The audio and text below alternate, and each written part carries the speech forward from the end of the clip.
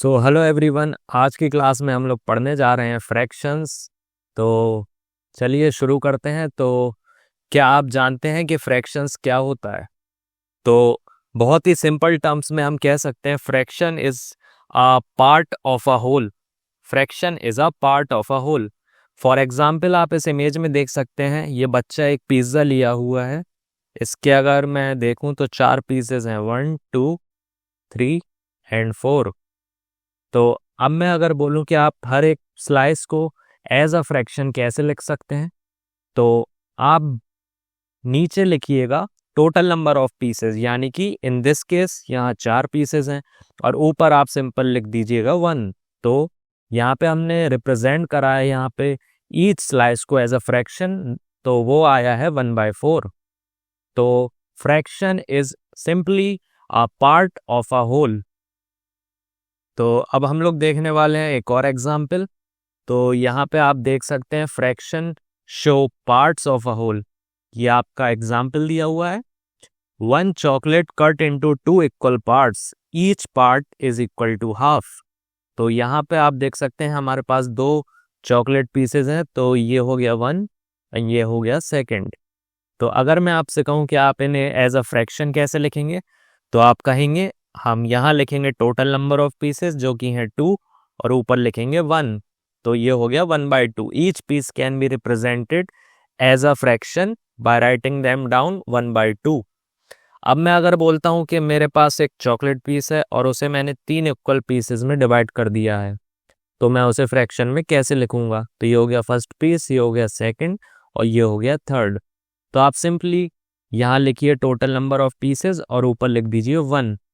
तो अगर हम किसी भी चीज को 3 पार्ट में डिवाइड करते हैं, तो वहां पे हर एक single part 1/3 as a fraction लिखा जाएगा, और अगर हम उसे 2 पार्ट में डिवाइड करते हैं तो वो 1/2 लिखा जाएगा।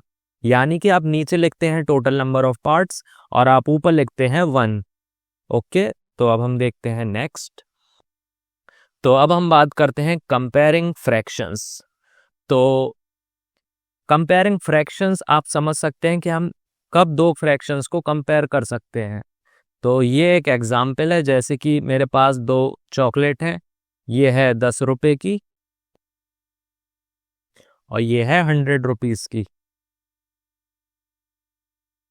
तो सपोज मैं बोलूं कि मैंने आधी खा ली है 100 रुपीज वाली, और मैंने 1/3 ले ली है, तो ये हाफ है 10 रुपीज वाली और ये 1/3 है 100 रुपीज वाली। तो क्या आप इन्हें कंपेयर कर सकते हैं? तो the answer is no, you can't compare them, क्योंकि ये 10 रुपए वाली एक अलग ऑब्जेक्ट है और ये 100 रुपीज वाली चॉकलेट एक अलग ऑब्जेक्ट है। हम सिर्फ 2 चीजों को तब कंपेयर कर सकते हैं जब वो 2 चीजें सेम टाइप की हों। यानी कि अगर मैं 10 रुपए वाली चॉकलेट की बात कर रहा हूँ, तो जो दूसरी है वो भी 10 रुपए की होनी चाहिए, तभी आप इन्हें कंपेयर कर सकते हैं, वरना हम इन्हें कंपेयर नहीं कर सकते। ओके, तो यहाँ पे एग्जाम्पल दिया हुआ है। तमन्ना has 2 chocolates of different sizes. She says 1/3 of my big chocolate is bigger than half of my small chocolate. Is she correct? तो आप यहाँ देख सकते हैं, यहाँ पे उसके पास है 1/3 of a big chocolate और यहाँ पे है 1/2 of the small chocolate। तो यहाँ 2 डिफरेंट है, एक है बिग और एक है स्मॉल, तो हम इन्हें कंपेयर नहीं कर सकते। ओके, तो अब हम देखने वाले हैं आप कब कंपेयर कर सकते हैं, जब इनका डिनोमिनेटर सेम हो। यानी कि यहाँ पे सेवी ने 1/3 ऑफ चॉकलेट खाई है और शमी ने खाई है 2/3। तो क्या आप मुझे बता सकते हैं कि दोनों में से किसने ज्यादा चॉकलेट खाई है? तो इसका आंसर होगा शमी। तो अब आप सोचेंगे मैंने ये कैसे कंपेयर करा? तो यहाँ पे आप देख सकते हैं डिनोमिनेटर दोनों का सेम है। डिनोमिनेटर हम कहते हैं जो पार्ट हम नीचे लिखते हैं, यानी कि डी से डिनोमिनेटर और डी से डाउन। तो जो भी पार्ट हम नीचे लिखते हैं उसे हम कहते हैं डिनोमिनेटर। तो जब भी डिनोमिनेटर सेम होता है, तो ऊपर में जो बड़ा होता है वही हो जाता है ग्रेटर, और ये छोटा है तो ये हो जाएगा लेस। एक और एग्जांपल देता हूं। अगर मेरे पास 5/7 है और मेरे पास है 8/9, या तो आप ऐसे ले लीजिए 5/9 है और 8/9 है, तो मैं बोलता हूँ दोनों में से बड़ा कौन सा होगा। आप कहेंगे दोनों का डिनोमिनेटर सेम है, लेकिन इसका न्यूमरेटर यानी कि जो ऊपर लिखा गया है वो बड़ा है और इसका छोटा है, तो इस केस में 8/9 बड़ा होगा।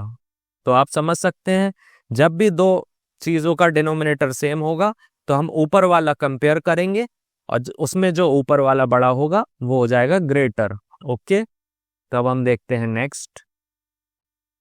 तो अब मैं बात करता हूं कंपेयरिंग फ्रैक्शंस जब होता है इनका सेम न्यूमरेटर। अभी हमने देखा था सेम डिनोमिनेटर का केस, और अब हम देखने जा रहे हैं सेम न्यूमरेटर का केस। तो ये एक एग्जाम्पल दिया है, जैसे मेरे पास है 4/6 और यहाँ पे मेरे पास है 4/5। तो अब आप इन्हें कंपेयर कैसे करेंगे, तो मैं आपको एक बहुत सिंपल सी ट्रिक बताता हूँ। आप सिंपली इसको इससे मल्टीप्लाई कर दीजिए और इसको इससे कर दीजिए, यानी कि आप क्रॉस में दोनों को मल्टीप्लाई कर दीजिए। तो ये हो जाएगा 5 × 4 20 और ये हो जाएगा 6 × 4 24। तो दोनों में से कौन बड़ा है? 24, इसलिए 4/5 बड़ा हो जाएगा। सो 4/5 विल बी ग्रेटर देन 4/6। तो एक और एग्जांपल लेता हूं मैं आपको, जैसे मेरे पास है 3/4 और एक है मेरे पास 2/3। तो आप फिर से दोनों को क्रॉस में मल्टीप्लाई करिए, तो ये हो जाएगा 9 और ये हो जाएगा 8। तो आप कह सकते हैं कि 9 is greater than 8, so 3/4 will be bigger. Okay, तो अब हम देखने जा रहे हैं equivalent fractions. What are equivalent fractions? तो आप नाम से ही समझ सकते हैं, they are different ways of writing the same fraction, they look different but they mean the same amount. यानी कि ये अलग अलग भी दिख सकते हैं लेकिन इनका मतलब एक ही है, इनकी मात्रा एक ही है। फॉर एग्जाम्पल, अगर मैं लिखूं 1/2 और मैं लिखूं 2/4, तो क्या ये दोनों अलग अलग हैं? तो आंसर है नहीं, ये दोनों सेम हैं, क्योंकि अगर मैं 2/4 को सिंप्लीफाई करूं तो ये 1/2 ही तो है, तो ये बराबर हैं। यानी कि अगर मैं 1/2 को ऊपर भी 2 से मल्टीप्लाई कर दूं और नीचे भी 2 से मल्टीप्लाई कर दूं तो ये बन गया 2/4। तो सिमिलरली आप यहाँ देख सकते हैं, यहाँ पे मैंने 1/2 को अगर 2 और 2 से ऊपर नीचे मल्टीप्लाई करा है तो ये 2/4 बन गया है। अगर मैंने इसे 3 से करा है तो ये 3/6 बन गया है, और अगर मैंने इसे 4 से करा है तो ये 4/8 बन गया है। सिमिलरली अगर आप 1/3 को ऊपर और नीचे दोनों जगह 2 से मल्टीप्लाई करते हैं तो ये 2/6 बन जाएगा। 3 से करेंगे तो ये 3/9 बन जाएगा, और अगर 4 से करेंगे तो ये 4/12 बन जाएगा। तो ये सब आपस में इक्वल होते हैं। अब हम कंपेयर करने वाले हैं फ्रैक्शंस को 1 से, यानी कि फ्रैक्शंस ग्रेटर देन 1। तो आप यहाँ एग्जाम्पल में देख सकते हैं, Sonu ate 5 pieces of 1/2 paratha. तो टोटल सोनू ने कितने पराठे खाए? 5 × 1/2, जो कि होता है 5/2। तो यहाँ पे हम इसे कंपेयर करेंगे, क्या ये 1 से बड़ा है या छोटा? तो आप इसे डायरेक्ट ऐसे कर सकते हैं, क्रॉस मल्टीप्लाई करके। ये हो जाएगा 5, ये हो जाएगा 2, तो 5 इज ग्रेटर देन 2, यानी कि ये बड़ा है। तो 5/2 इज ग्रेटर देन 1। तो ऐसे फ्रैक्शन जो 1 से बड़े होते हैं उनको हम कहते हैं इम्प्रॉपर फ्रैक्शंस। तो उनको हम क्या कहते हैं? Improper fractions. Those fractions that are greater than 1 are called as improper fractions. तो इसकी एक शॉर्ट ट्रिक भी, अगर आपको कोई भी फ्रैक्शन 1 से कंपेयर करना है, आप इसका न्यूमरेटर चेक कर सकते हैं। अगर न्यूमरेटर डिनोमिनेटर से बड़ा है, ये है इसका डिनोमिनेटर और ये है इसका numerator. If numerator is greater than denominator, तो यानी वो फ्रैक्शन भी 1 से बड़ा होगा। ठीक है, आई होप आपको समझ आया होगा। अब हम बात करते हैं और इम्प्रॉपर फ्रैक्शंस की। अभी हमने देखा था 5/2, तो अब हम देखते हैं ये मोनू का एग्जाम्पल। यहाँ मोनू ने 9 पीस खाए हैं 1/4 पराठास के, तो इसको हम मल्टीप्लाई कर देंगे 1/4 से। टोटल मोनू ने खाए हैं 9/4 पराठास।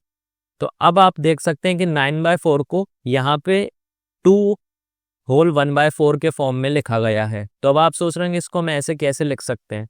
तो आप सिंपली 9 को 4 से डिवाइड कीजिए, तो 4 2 होता है 8, रिमाइंडर आएगा हमारे पास 1।